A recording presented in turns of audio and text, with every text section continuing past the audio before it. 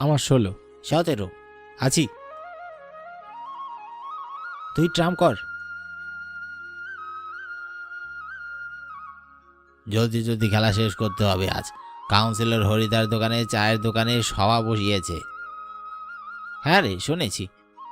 চা বিস্কুট বলে একদম ফ্রি শুনলাম, কিন্তু বিষয়টা কেমন জানি হজম হলো না, বুঝলি। যার পকেট থেকে একটা পয়সাও বেরোয় না, সে কিনা গ্রামের মানুষদেরকে ফ্রিতে চা বিস্কুট খাওয়াচ্ছে। অদ্ভুত ব্যাপার তো।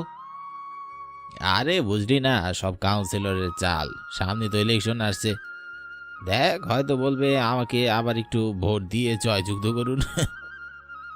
একদম মোক্ষম কথা বলেছি। তবে কারণ যেটাই হোক, ফ্রি ফ্রি তো একটু চা বিস্কুট পান করা যাবে। চ, আমরা একবার ঘুরে আসি।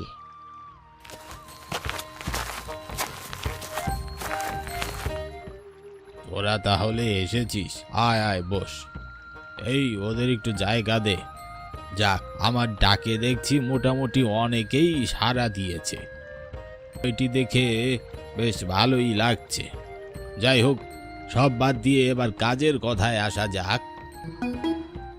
আমি সবাইকে ডেকেছিলাম এখানে একটি গুরুত্বপূর্ণ বিষয় নিয়ে কথা বলার জন্য। তোমরা সকলেই আমাকে বিশ্বাস করে কাউন্সিলর নির্বাচনে নির্বাচিত করেছিলে। আমি হয়তো তোমাদের বিশ্বাসের সঠিক মূল্যায়ন করতে পারিনি। 2 মাস পরে আবারও কাউন্সিলর পদে নির্বাচনে অংশগ্রহণ করতে যাচ্ছি। তোমাদের কাছে আমার একটাই অনুরোধ থাকবে, তোমরা সকলে আমাকে আবার বিশ্বাস করো। আমি তোমাদের একটা উন্নত সমাজ উপহার দেব। এবারের নির্বাচনে আর একবার আমাকে বিশ্বাস করেই দেখো। তোমার কথা সবই তো বুঝলাম বাবা। নির্বাচনের সময় এলাকায় তোমাকে চেহারা বেশ ভালোই দেখা যায়, কিন্তু নির্বাচন শেষ হবার পর বাবা তোমরা যে কই থাকো।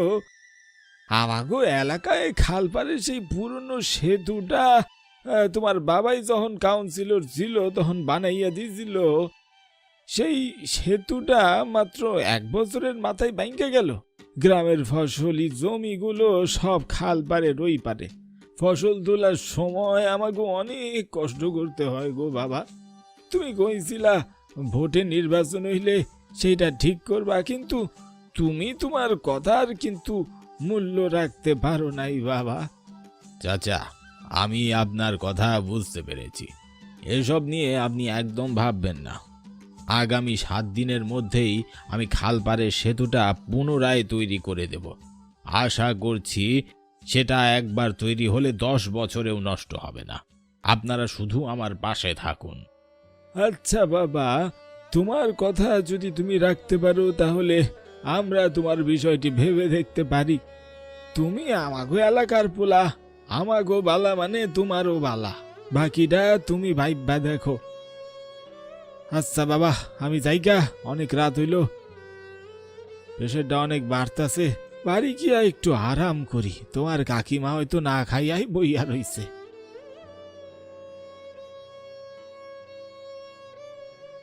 তাহলে রঘু, তুই এসব কাজে ভীষণ তো পারদর্শী। তোর পছন্দ মতো কিছু লোক বাছাই কর, যত দ্রুত সম্ভব কাজটি শুরু করব। আপনি যা বলবেন কাউন্সিলর সাহেব, আমি কাল থেকে কামে লাইগা যাবো। আচ্ছা তাহলে আজ অনেক রাত হলো, আজ তাহলে উঠি। সবাই আমার জন্য আশীর্বাদ করবেন। আর রঘু, তুই কাল সকালে একবার আমার বাড়িতে আসিস, কত কি খরচা হয় তার হিসাবটা বুঝিয়ে দিস। কথাটা শেষ করে কাউন্সিলর আর তার সহযোগীরা রাস্তা ধরে বাড়ির পথে। আস্তে আস্তে সবাই যে যার গন্তব্যে চলে গেল। রঘু, চা বিস্কুট খাইতে আইসা তুই তো কাম কইরা দিছস, আমাগরি কিন্তু সঙ্গে রাখবি কইয়া দিল। আরে আমি কি তোদের ছাড়া একা একা কাজ করুম নাকি? তোরাও রেডি থাকিস, কাল কাউন্সিলরের লগে কথা শেষ কইরা তো করে খাবার দিন। এটাই তো শুধু কাউন্সিলের কাছ থেকে টাকা পয়সা কলার। রঘুর বাড়ি ছিল কারিডাঙ্গা গ্রামের শেষ প্রান্তে। ফাঁকা মাঠের পাশের পথ, সবেমাত্র ধান কেটে সবাই ঘরে তুলেছে। ফাঁকা মাঠের মধ্য থেকে ভেসে আসছিল ক্ষুধার্ত শিয়ালের ডাক। নিস্তব্ধ পরিবেশের মধ্যে এমন ডাক যেন রঘুর ভিতরে শিহরিত করে তুলছিল। রঘু ভীত মনে নিস্তব্ধভাবে হেঁটে চলেছে এই অন্ধকার রাতে নির্জন পথে। রঘু ঠায় দাঁড়িয়ে রইল মাঠের মধ্যে।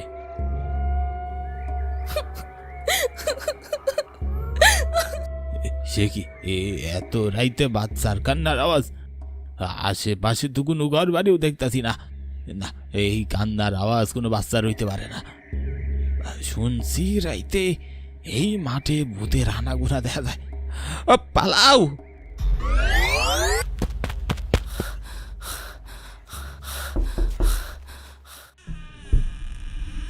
এতক্ষণ লাগে দরজা খুলতে? সারাদিন আছে ভেবে রঘু আবারও শুয়ে পড়ল। পরের দিন সকাল হতেই রঘু চলল কাউন্সিলরের বাড়ির উদ্দেশ্যে। রঘু মনে মনে বেশ খুশি ছিল কাজটি পেয়ে। এদিকে গ্রামের উন্নয়ন হচ্ছে, অপরদিকে রঘুর কাজেরও একটা ব্যবস্থা হলো। বিগত 4 দিন থেকে রঘুর হাতে কোনো কাজ ছিল না। রঘু, তোরে একটা কথা বলি, মনোযোগ দিয়ে শোন। এতে তোরও লাভ, আমারও লাভ। জি বলেন স্যার, আমি আপনার কথা অক্ষরে অক্ষরে পালন করুম। আমি খালপাড়ের পুলটি বানানোর জন্য এখন বেশ কিছু টাকা নষ্ট করতে পারবো না। সামনে নির্বাচন, অনেক টাকার প্রয়োজন। এর জন্য আমি তোকে টাকা দেব, যাতে 2 বছরে তুই বসে বসে খেতে পারি। তার মানে আপনি কি খালপাড়ের সেতুটা বানাইবেন না? আর গ্রামের একটা সেতু বানানোর খরচাটা আপনি নষ্ট করে বলতেছেন কাউন্সিলর সাহেব? না না, নষ্ট না। টাকা নেই সেহেতু বেশি ভালো করে তৈরি তো করতে পারবো না সেতুটা। গ্রামের মানুষ তেমন কিছু বুঝবেও না। সেতু হলেই তারা আমাকে ভোট দিবে, এটাই আমার জন্য যথেষ্ট। এরপরে পুল থাকলো কি থাকলো না সেটা আমার দেখার বিষয় নয়। তো তোকে যেটা বলছি মন দিয়ে শোন। সেতুর রডের পরিবর্তে কাঠ আর বাঁশের ব্যবহার করবি, আর বাকি সব জিনিসের পরিমাণ একদমই কম দিবি। ব্যাস এতটুকু করলেই যথেষ্ট। এতে তোরও লাভ, আমারও লাভ। রঘু বুঝতে পারছিল না কাউন্সিলরের কথায় সে কি করবে। একদিকে অনেকগুলো টাকা সে পাবে, অপরদিকে তার সততা। রঘু চুপচাপ দাঁড়িয়ে রইল। রঘুকে এমন চুপচাপ দেখে কাউন্সিলর বললেন, ভেবে দেখ রঘু, কাজটি যদি তুই না করতে পারিস তাহলে অন্য কাউকে কাজটি করার জন্য দিয়ে দেব। আমি চললাম, কাজটি তুই কর। তুই আমার অনেক বিশ্বস্ত একজন কর্মী। কে বলিস বল? হ্যাঁ, আমার আবার কাছে যেতে হবে। কিন্তু কাউন্সিলর সাহেব, আপনার এইটা মনে হয় না আপনি গ্রামের মানুষের লোকে অন্যায় করতেছেন? আপনার বাবাও কয়েক বছর আগে এমনটাই করছিল। তাই তো গ্রামের মানুষ উনারে নিয়ে অনেক বাজে বাজে কথা কইতো। রঘু, তোকে আমি যা বলছি তুই তাই কর। সততা দিয়ে এই পৃথিবীতে কিচ্ছু হয় না। রঘু আর কোনো উপায় না পেয়ে কাউন্সিলরের কথায় রাজি হয়ে যায়।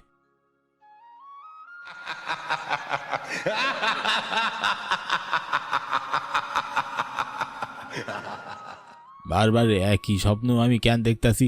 এই যে পুলটা এখনো বানানোই হইল না, সেই পুলে বাচ্চাটা কার? পরদিন সকাল থেকে সেতু তৈরির কাজ শুরু হলো। গ্রামের মানুষগুলোর কাছে এক উৎসবমুখর পরিবেশ। কাউন্সিলর রঘুকে অনেক মোটা অঙ্কের টাকা দিয়েছে।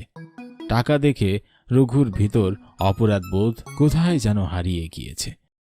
টানা কয়েকদিন কাজ করার পর খালপাড়ে সেই পুলটি নির্মাণ হলো। গ্রামের সবাই খুব খুশি। এখন থেকে তাদের আর কষ্টের ফসল নৌকাতে করে নিয়ে আসতে হবে না। পুল দিয়েই খুব সহজে ফসল ঘরে তুলতে পারবে তারা। সেদিন রাতে রঘু তার ঘরে ঘুমাচ্ছিল। হঠাৎ রঘু তার শরীরে তীব্র শীত অনুভব করল। তার ঘুম ভেঙে যায়। রঘু তার চোখ খুলে তাকাতেই যা দেখল তা দেখবার পর সে ভয়ে আঁতকে উঠল। ঘুটঘুটে অন্ধকার আর তীব্র শীতের মধ্যে সে ফাঁকা খালপাড়ের সেতুর মাঝখানে শুয়ে আছে। আগের দিনগুলার মতো এখনো এই একই স্বপ্ন দিই। এইসব কি যে আইতাছে আমার স্বপ্নে।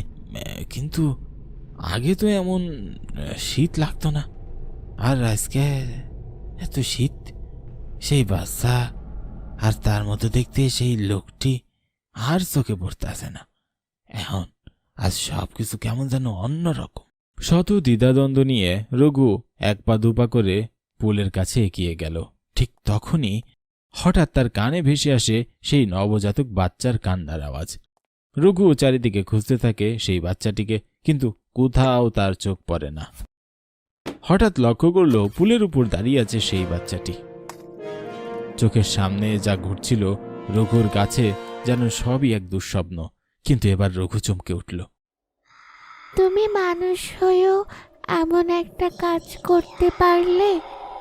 তুমি জানো, আজ থেকে 10 বছর আগে ঠিক এমনই এক ব্যক্তির লোভের কারণে আমি এই পৃথিবীতে আসতে পারিনি। রঘু যখন এসব কথা ভাবছিল তখনই এক নারী তার দিকে এগিয়ে আসে। মহিলাটি রঘুর অনেক পরিচিত, অনেক কাছের। রঘু তাকে দেখে ভীষণ অবাক হয়ে বলল, পরি, তুমি তুমি কই গেছিলে আমারে যাইরা? তুমি জানো আমি তোমারে কত খুঁজছি। তুমি তো আমারে খুইসা পাইবা না গো। আমি তো তোমার বাচ্চারে লইয়া ওই পোলের নিচে দাফন হইয়া রইছি। জানো, সেদিন আমি তোমার বাচ্চারে ফেটে লইয়া তোমার জন্য দুপুরের খাউন লইয়া আইতাছিলাম। ওই পুলের উপরে উঠতেই পুলটি ধসে পইড়া গেল। আমি পুলের নিচে পইড়া লইলাম। তুমি এটা কেমন কাম করলা গো? কাউন্সিলরের বাপের কারণে তোমার বউ আর তোমার বাচ্চার এমন দশা, আর সেই কাউন্সিলরের কথাই তুমি লোভে পইরা আবারও সেই একই কাম করলা।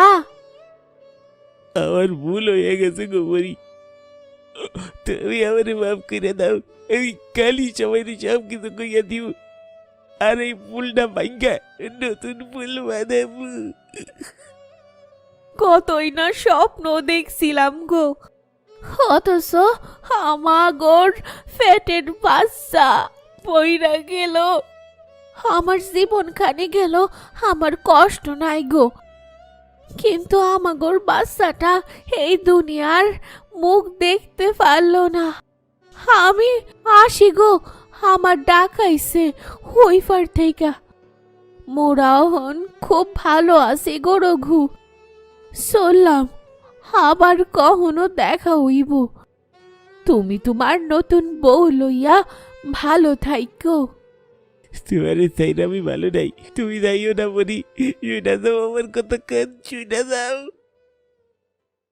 চলে গেল পরি এই ধরনী ছেড়ে, শেষ রজনীতে ওপারে, যেখানে আমাদের সকলের শেষ ঠিকানা। রঘু অঝরে কাঁদতে লাগলো।